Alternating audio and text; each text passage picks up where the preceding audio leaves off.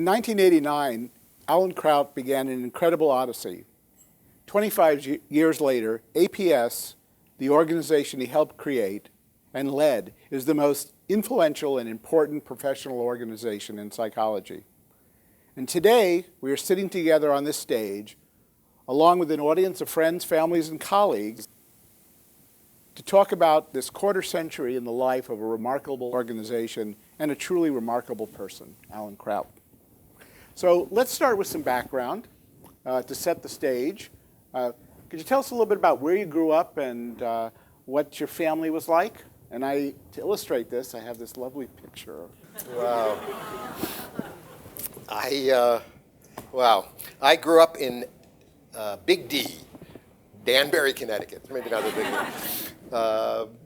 Town only about less than an hour from where we're sitting in New York City, and it was a great place to grow up. It was Danbury was a factory town, not doing so well when I was growing up.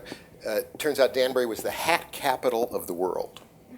Now, hats haven't been popular for a long time, and so it was a factory town down on its luck, but it was a great place to grow up, loving parents, loving family, great friends. I still go back and visit.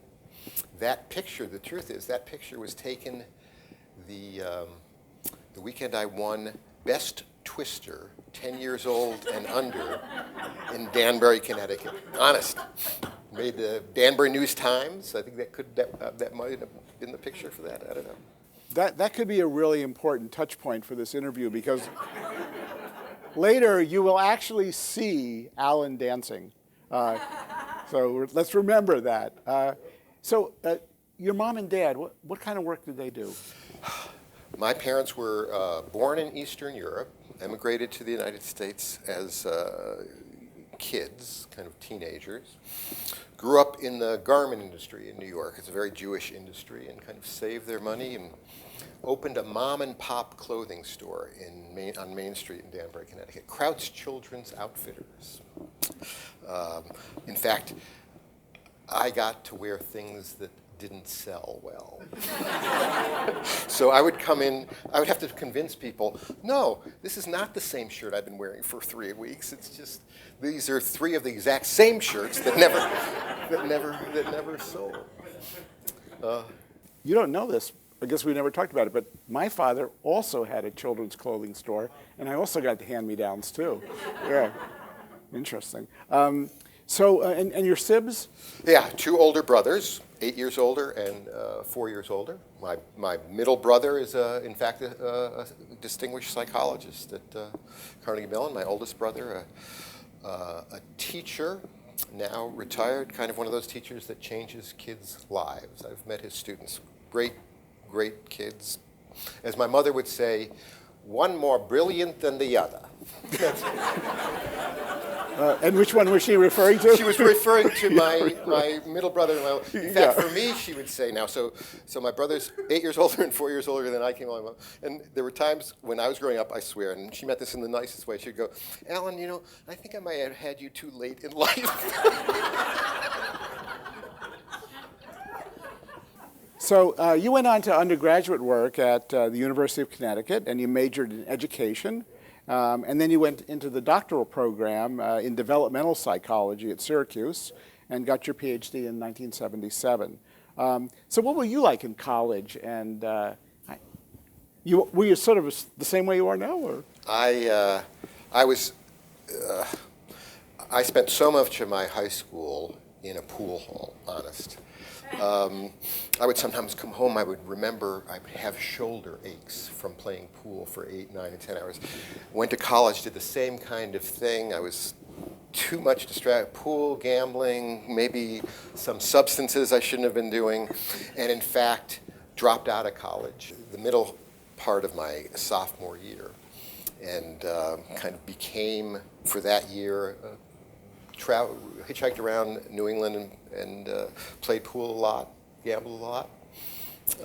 Would you describe yourself as a bit of a shark? Back then, yeah. I mean, I was very good, but sometimes I kind of romanticize it. But it wasn't a great existence for that year. I kind of and here, remember my brilliant brothers. So what I put my parents through for that year, because education was everything to them.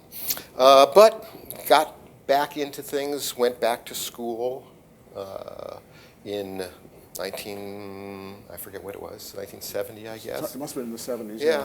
It was actually after Kent State was a big part of this. Kent State happened. I hitchhiked back to the University of Connecticut.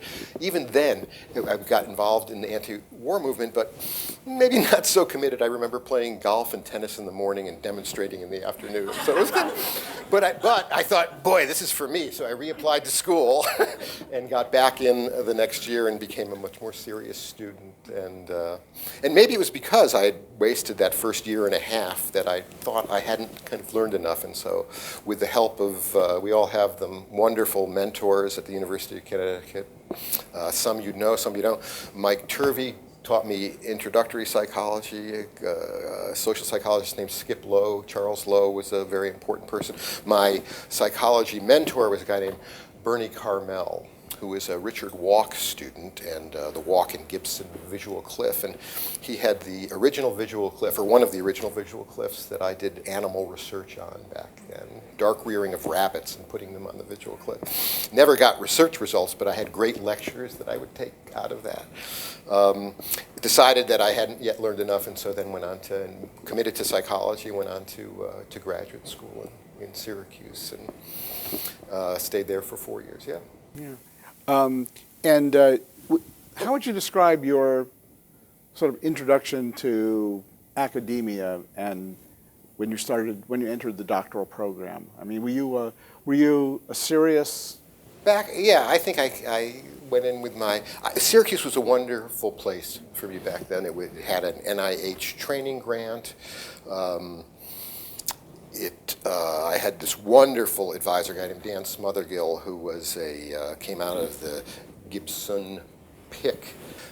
He came out of the University of Minnesota from them, and kind of instilled in me this interest in perception and attention, and he was a wonderful mentor. And they let me do pretty much. It's funny that I represent the breadth of psychology now, because my graduate training was pretty narrow, except for computer and statistics, and I did a lot of that. But except for those things, I don't think I had a course outside of developmental psychology in all my years at Syracuse University. It was a lifespan program, so it wasn't just about children, but nonetheless, it was pretty.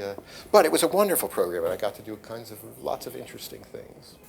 And then you graduated, and you took a faculty position at Virginia Tech, and you were there for 3 years. And I looked this up this morning, and the population of Blacksburg, when you were there, was a little bit, it's sort of hovering around 40,000. And so what was that like? And out of that 40,000, I think 20,000 were Virginia Tech students, and at one point I taught introductory psychology, and we team taught it. So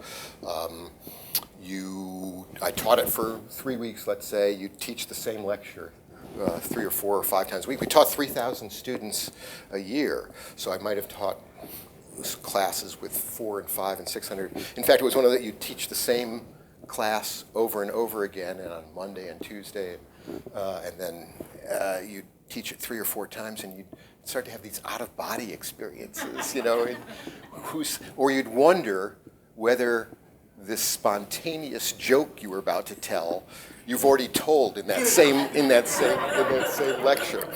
And you couldn't go anywhere in Blacksburg. I couldn't without someone coming up to you and talking to you, because I had one out of, at the end of what is 3,000 out of 20,000, 1 out of every 7 students had me as a professor by the end of that year. But it was again, it was a terrific experience. Clearly, the University of Virginia in Virginia was the more visible department. But it was at a time when the state was putting resources into Virginia Tech, and the department chair that I had kind of he kept emphasizing that we were going to be just like the University of Virginia. We got, our salaries were matched, our startup were matched, and they were hiring. I think 5 people as assistant professors were hired my year, and maybe 5 the year before, and 5 after. And these were all, so we were all young people starting out. I probably had lunch with those people every day for 3 years. Can I tell you a quick story? And he insisted that we were for the University of Virginia. Quick story. I was the head of the colloquium series, and we didn't have much money, so I invited Mavis Hetherington, who was down the road at the University of Virginia, a very distinguished developmental psychologist, to come and give a talk. And I got to introduce her, and she came. You know how these introductions go, and I got up in front of my colleagues, and it was pretty packed because she was so well known, not just in departments of psychology, but at Radford University down the street. It was pretty packed.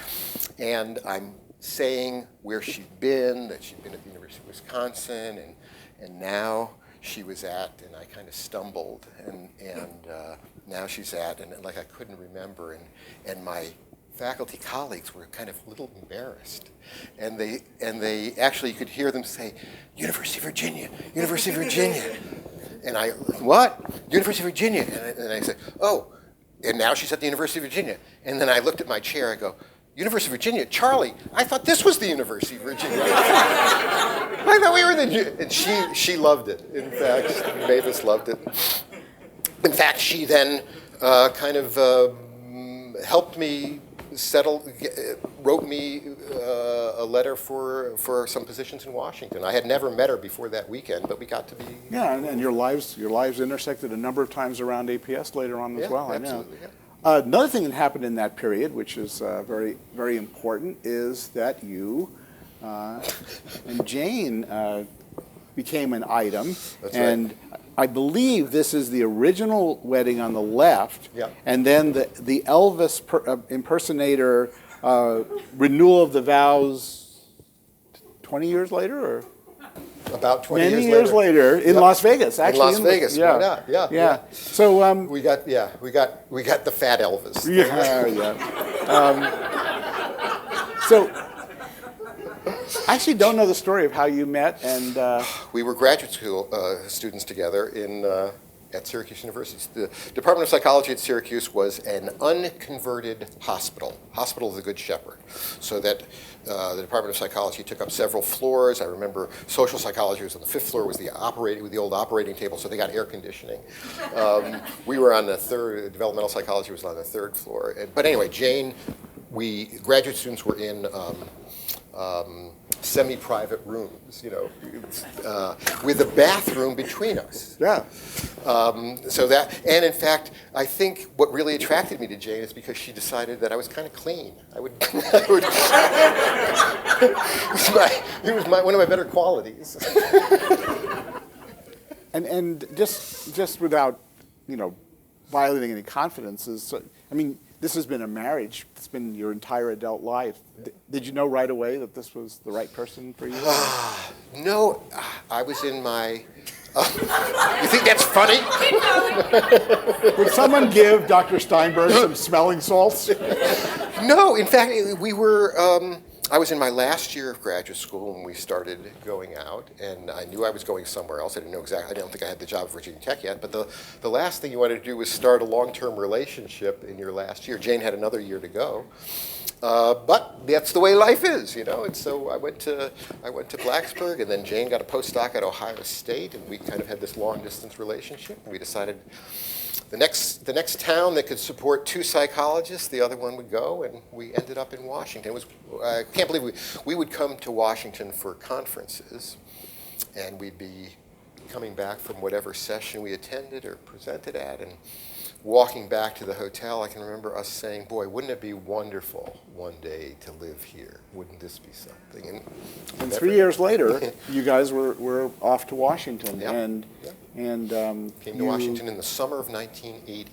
Yeah, and you went from being an academic in a small department to being, as I recall, one of a committee of 5 people who, there were 400 employees at the time, a $40 million a year budget, and you were running APA. Well, it was over time. Yeah, APA was a big organization. The American Psychological Association is where I first started. It was much more of a large scale system. I'm not sure exactly why I got the job, to tell you the truth, because they wanted someone with policy experience. I didn't have that, but I don't think anybody in psychology had that very much. They wanted someone who had done lots of organizing before, and I had kind of, done some things, but it wasn't on any political scale. And when you look back on that, if you had to sort of rate it on a 1 to 10 scale, with 10 being just spectacular, a great part of your life, and 1 being the first level of hell. No, it was 10. It was you really liked it. It was terrific people. When I got to Washington, it was the summer of 1980. Ronald Reagan was elected in the fall of 1980. He was inaugurated in January of 81, and one of the first things he did was to propose major cuts for social and behavioral science, the National Science Foundation, and for other kinds of social programs at the National Institutes of Health. I had just gotten there, really. Didn't know my way around. Everybody else had lots of things to do, and so I remember kind of the sense was, well, Alan's not doing much of anything. Let's see what he can do to try and stem those cuts, reverse that, and they kind of gave me my wings to go to. I started going to the Hill. APA had not done any kinds of lobbying efforts. In fact, there was a separately incorporated lobbying arm called AAP, the Association for the Advancement of Psychology, and with someone who's become one of my best friends, Sarah Brookhart, we kind of started to try and influence the way social and behavioral science budgets were crafted and developed. And you don't know what you don't know, so you kind of go into offices, and people who I'm still friendly with, people who were then junior staffers, and you'd almost teach introductory psychology to these folks and tell them how important it was to change behavior. But it was more than that. It was then say, well, what do you want us to do about it? And you'd take some paragraph out of your pocket that you had written in advance and say, well, do you think your boss could say this in a committee meeting, or say this on the floor of Congress, or here's something that we'd like to have you put in an appropriations markup. And it was the kind of thing that just felt right, but not that I had any model to go by, and it seemed to work. I remember talk about being a little unsure, or kind of in awe of what was going on. I can remember sitting in the House gallery one day, and someone on the floor of the House, this is about the National Science Foundation budget, was talking about restoring proposed cuts that were made. And there he starts talking words that I wrote, and I couldn't help myself. And so I'm sitting next to, maybe some farm guy from Iowa, and I go, I wrote that, which is something you never do, by the way. You never take credit for any of that stuff. But it was, here I was, and that day there was an amendment that that either passed or failed. This is how, but anyway, it had to do with maybe $18 or $20 million added back to the NSF budget for social and behavioral science. And I'm telling somebody about it later that day, and I couldn't remember whether it was 18 or 20 million, and I'm thinking, that's crazy. When I was at Virginia Tech, I knew I had $17.45 to spend each day I went to a conference, and now I don't know the difference between 17 million or 20 million. So it sounds very idyllic. You were making a big difference. You were respected. You were pretty happy, and then I guess you were there about 9 years. And I was there 9 years. 9 years. In 1989, you went across the pond and signed on to this entity that really didn't have anything. And why did you do that? Tell people a little bit what APS was. I mean, it wasn't APS yet, right? It was just APS. It was just APS. It was the American Psychological Society, and it was the issue was that academics felt that they weren't being well served. Scientists, researchers felt that they weren't being well served at the more established American Psychological Association. And over the course of the 9 years that I was there, tension grew and grew and grew until finally there was a vote to reorganize the American Psychological Association. And it was a bylaws vote, and the vote needed to pass by 2/3, and it didn't even get 50%. And so we academics, being the mature adults we were, took our toys and left, and started this other organization, the American Psychological Society. And at one point, I didn't want to be, I knew I wanted to leave APA, and I kind of liked what I was doing, but I didn't think I wanted to go to another psychological organization. I talked about my mother saying one more brilliant than the next. She also had this Yiddish phrase that loosely translated, go knock your own head against the wall. I've knocked mine against the wall enough. And that's kind of like I felt, this is, live and be well, but I'm going to do something else. And I applied for a bunch of jobs, and not that I got all of them. I'd often get far enough in the interview process. And I remember being in front of the board of directors of the American Occupational Therapy Association. Reasonable organization, big organization, lots of budget, lots of staff, and thinking to myself,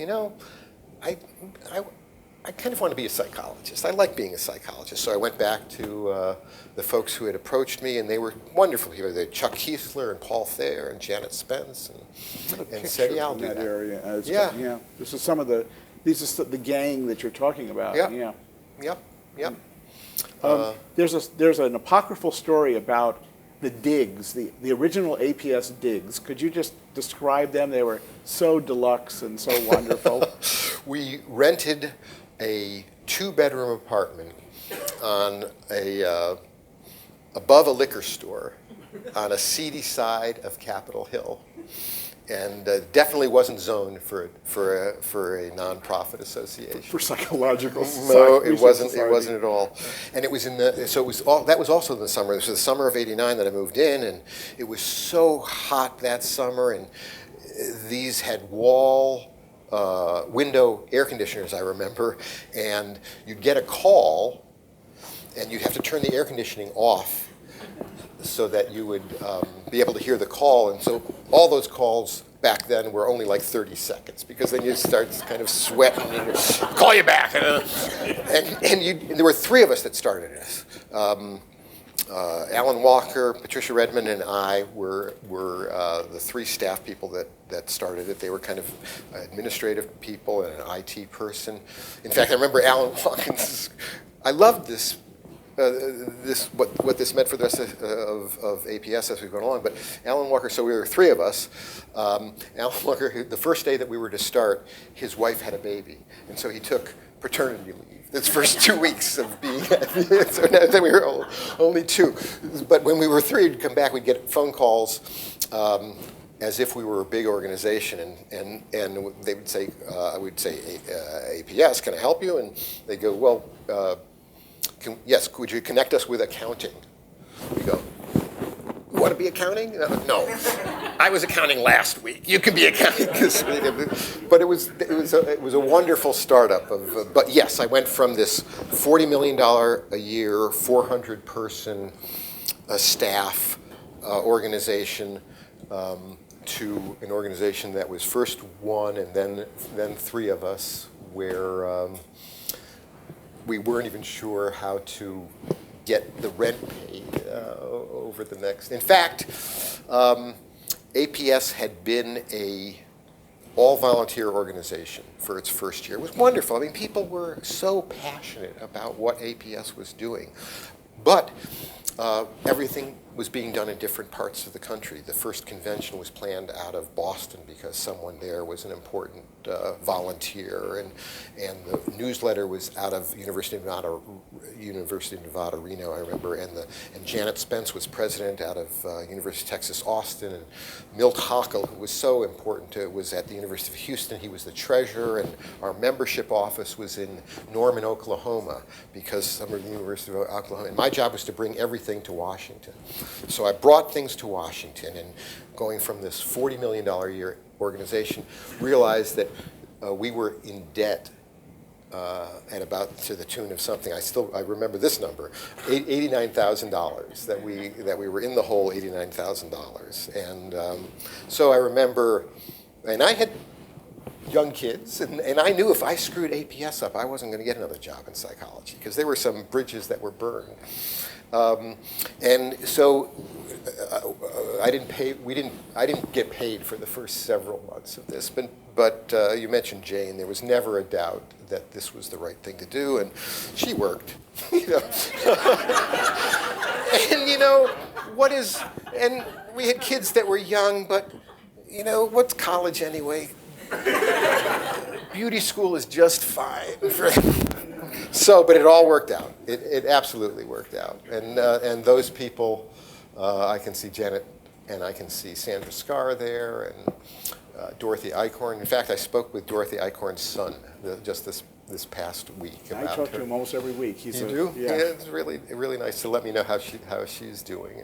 But it was to be around that passion. Everybody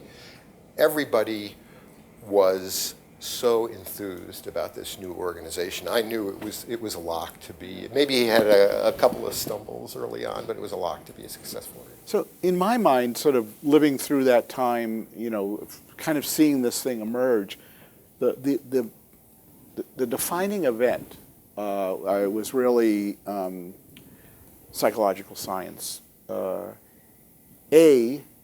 Extremely original idea, to have a journal, because APA had all of the psychology journals, to make it a general journal, and to short form, fast turnaround, best of the best. And how did that happen? It was, there were some specific debates in those original board meetings that had to do with APS versus APA. APA was not a real part of the agenda except in these kinds of things. And one was, everybody thought, these are our journals. These are our journals. Shouldn't we just go head to head? And they got a JEP, we should have a JEP. They got a developmental psychology, we should have. Cooler heads prevailed and said, no, we're not going to try and ruin any kind of scientific effort that's out there. And the journals are, many of those journals are great journals. So let's see where we're missing something. And this notion of psychological science, kind of modeled on science, emerged, and everybody kind of thought, well, that's a great idea. And then you've got a picture of Bill Estes up there. Yeah, and I was hoping you'd say something about him, because boy, it was so, we had lots of fun at APS in those beginning days, and I think we still do. Try not to take ourselves so seriously, but we always took psychological science so seriously and the mission of APS so seriously. And it was never so clear as with Bill Estes being the first editor. So William Estes was at the time the William James Professor of Psychology at Harvard University, and he lived in the William James house at Harvard. And Bill Estes used to tell me that he edited the first issues of Psychological Science in the same corner of the William James house where William James edited his volumes of Principles of Psychology. Now that really, it still takes my breath away when I say it. And that's where I thought APS was. Yes, we were this kind of new startup, kind of punk organization. Who are we? But our legacy, our reach back, was to modern clinical psychological science and to old clinical psychological science. That was our reach, and what we wanted to do was to revitalize the science of psychology at the national organization in a way, and now the international organization in a way that it hadn't been done for years. The other, to me, again, from the outside, defining development in that period was this sort of incredible exercise in community building that you started. And I really started with the Observer. And of course, now it has all the social media and creating this sort of tribe around psychological science. And I think it's been enormously effective. And I always wondered, how intentional was it? How planful was it? Yeah, yeah, and the Observer was this product. We didn't want to mess with our journals at all. They were the projects of the editors and under the control of the editors, and we would kind of help where we could. But this was what we wanted to use as a way to communicate to the members what was going on in the world of psychological science writ large. And we did it in kind of, I think, we tried to make it fun. We wrote so many things that really, I mentioned Sarah before. Sarah and I would kind of write to try and make the other laugh, so that when I heard her laughing after editing my story, I knew I had done something okay. 25 years later, it's amazing how much humor and sort of good spirit there is in everything. These are some pictures that are from various, I guess, conventions mostly. The drum band in New Orleans. The 2 years we had the band, the Bobo doll. Yeah, yeah. I mean, I suppose someone could say, "Well, this is too trivializing," and but you guys were unrelenting in the good cheer of it all. Yeah, as I say, I think we take our field seriously. We're not trying to take what we are as so serious, and try to let people know that that this is also about relationships, and it's not just about academic and intellectual pursuits. We're sort of coming into the home stretch here of the interview, and there's some things I wanted to make sure to get to. One of them was there's been a theme that's been very important in the work you've done, and that is this support for clinical science, sponsoring the organizational meetings, the summits, being the home of the academy. In APA, in some ways, there had become this sort of rift between clinical practice and science, and it wouldn't have been unusual to expect that at APS you would have sort of said, well, let's kind of keep the clinical side at arm's length. But you went just the other way. Yeah, and I don't think, yes. In fact, there was some sense that maybe when we started this effort to support the scientific side of clinical psychology, that some people at APS, figuratively people, would start saying, hey, I thought we left you guys behind. But that didn't happen, and it wasn't just clinical science types at APS who wanted this to be promoted, but it was the experimental psychologists, the cognitive psychologists, social psychologists. So what it was to make sure that how we were promoting ourselves everywhere, not just in the research literature, but in this case in the community, would be based on science. It just seemed like to be part and parcel of what APS stood for. And it was, it's remarkable to see what happened. There was an APS summit meeting, sponsored summit meeting, co-sponsored with the National Institute of Mental Health, in fact, back in 1992 maybe, at which we brought together almost 100 directors of clinical programs across the country and chairs of departments of clinical psychology to talk about what training mechanisms were. And out of that grew something called the Academy of Clinical Psychological Science, and then 10 years later, the Academy of Clinical Psychological Science started to be more serious about a new accreditation system based on clinical scientific psychology, and it's now at this convention, they just accredited their 28th program.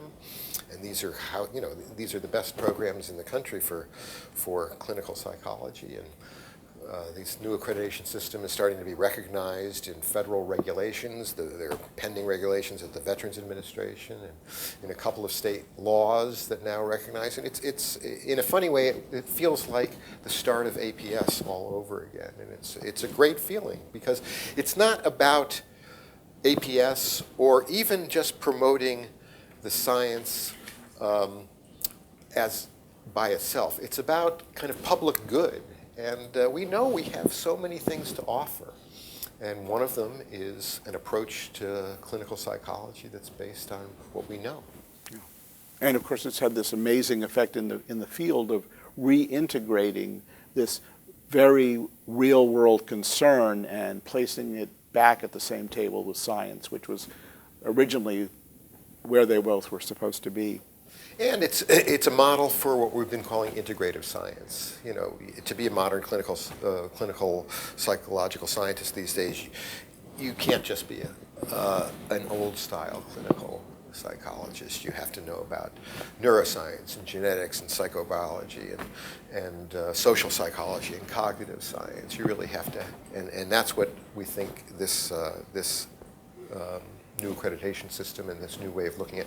You know, our newest journal is Clinical Psychological Science, and if you we're lucky enough to get Alan Casson to be its first editor, and he insists in presentation I've seen him make after presentation that this is not a journal of clinical psychology. It's clinical psychological science is sort of a new discipline that asks for any perspective on disorders to be relevant for that journal, and I think the same thing for this broader notion of clinical science.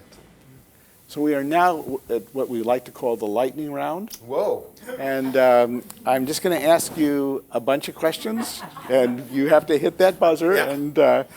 And so just thinking back over this 25 years, just some brief answers. What was the highest high?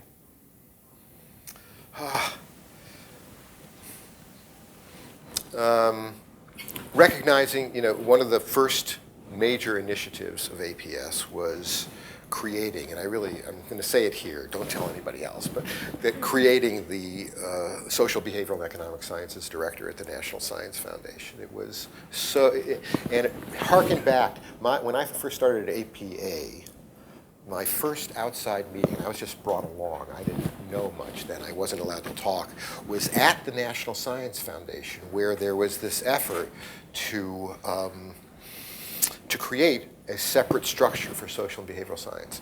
And back then, in 1980, the notion was, and this was just at about the time of the Reagan administration, the notion was, no, don't do it, it'll make us too visible, too vulnerable, and I never bought that concept. And so then 9 years later, 10 years later, when APS got together, we thought, what would be a good first initiative that would be both, in this case, it would give us some visibility, and we thought about the same effort, and as if, you know, we were hidden and couldn't be found.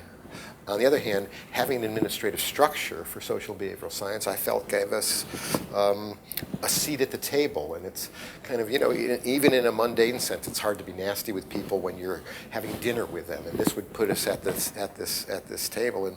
And it was kind of a culmination of what I'd learned over those 9 years at APA and bringing other important people to Washington together to do this, and making new and old friends on the Hill aware of psychological science, and finally getting the National Science Foundation to agree that this would be a good thing. And it was wonderful. I mean, it was really a success in our first, I think, 2 years.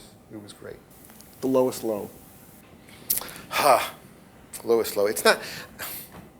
I am. There are lots of social and behavioral science groups, and I get discouraged because there's a sense of too much of talking to one another and not enough talking out, either to the public about what we do or to other disciplines about what we do. So a sense of us. There's too much of a defensiveness on it. So I don't know about lowest low, but we still have ways to go to promote ourselves in a way. There's no reason to be defensive.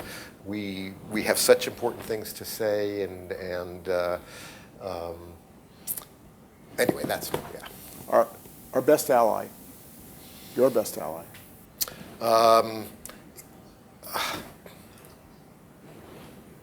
I have found that the smart young people on the Hill, when I talk to them, are always much more sensitive to the kinds of things that we talk about. The staff. The staff. Yeah.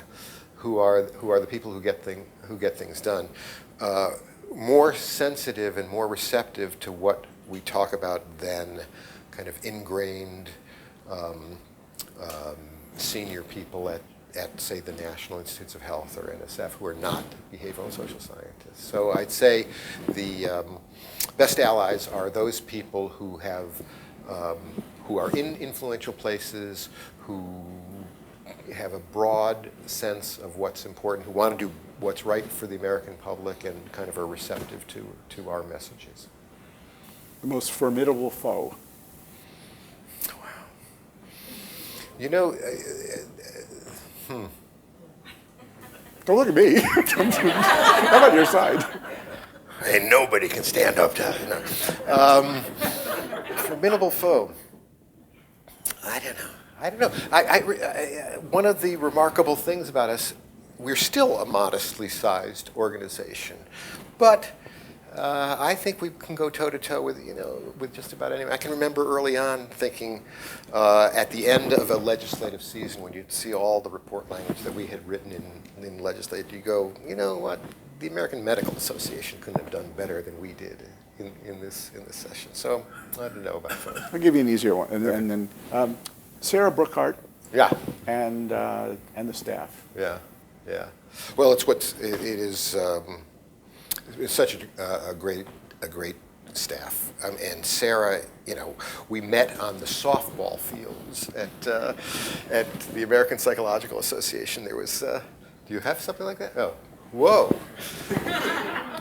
We, small digression, this was at the American Psychological Association. We were the APA Cyclones. And we were all number 9. That was the clone part. Everybody go on the field.